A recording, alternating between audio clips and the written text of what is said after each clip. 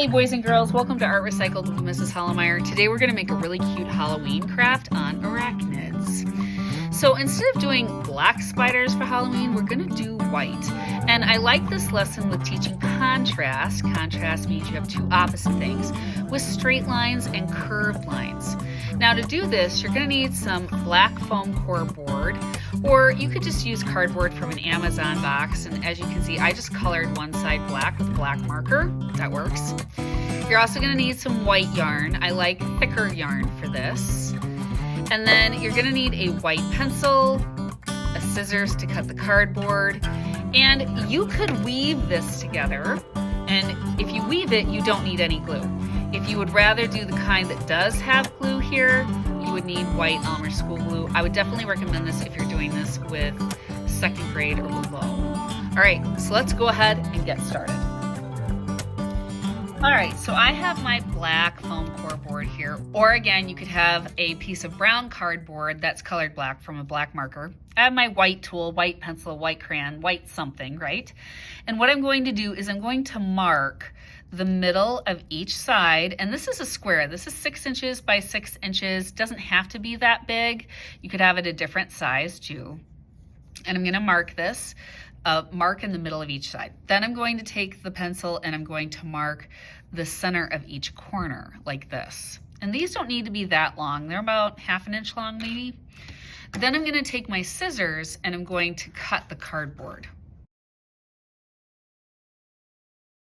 All right, so now I have my white yarn here.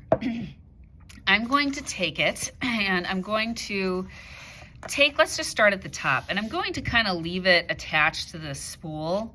It's just easier that way. I'm going to take the yarn and I'm going to stick it in one of the notches. If you've got just some regular old Scotch tape, masking tape, whatever, just tape it on one side. Then what I'm going to do is I'm going to take this, pull it down, hook it through the one directly opposite of it. So you're always going opposite. Then you can shoot back up, and when you come back up, I'm gonna go to the one next to it, the one in the corner, hook it, go directly opposite of it here, hook. I'll go to this one next. So when I come back up, I go to the one next to it. There, opposite. And then of course you have one left. You come back up, go in here, and go opposite.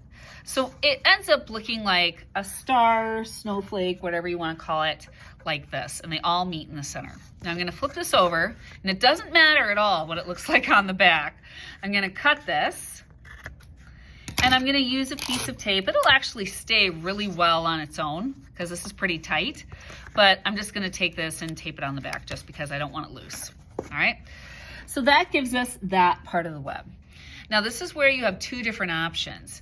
You could weave this like this, and I wouldn't do that unless you have like 4th, 5th grade older, or the easier option, which is what I'm going to show first, is that you just use glue like this. So what I do with younger kids is I have them cut a really long piece of yarn first, probably longer than what they think they need, right? And so I'm going to cut that like that. If I could kind of estimate what that is, think of like 2 ruler lengths long, so about 24 inches, right? I'm going to take my glue here, open it up, and you need a good glue bottle because you need a nice kind of steady line of glue. I'm going to start on the outer edge, and I'm going to get a thick line of glue. I'm going to make a circle, and I'm gonna work my way in. So it might help if you're doing this with younger kids to teach them how to draw a spiral first, and then they can draw one with the glue and they end in the middle like that. So now what I'm gonna do with my yarn is I'm just gonna lay it on top of the glue, and I'm just gonna press with my finger. And I tell the kids, if you're doing this right, and this is again why it helps to have thicker yarn too, then you shouldn't really be getting any glue on your fingers. I mean, if you do, it's a whoops, right? You just go wash it off, or you rub your hands together and get it off. And you just kind of keep spinning. And this is why you want your yarn longer than what you think, because this will actually probably take up most of that yarn that was 2 feet long, 24 inches, right? And then I'm getting close to the middle. Here we go. Oh, am I gonna have enough? Oh, I just made it.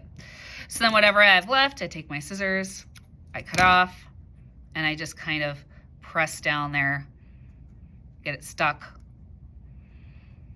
And now I'm obviously gonna let this dry overnight.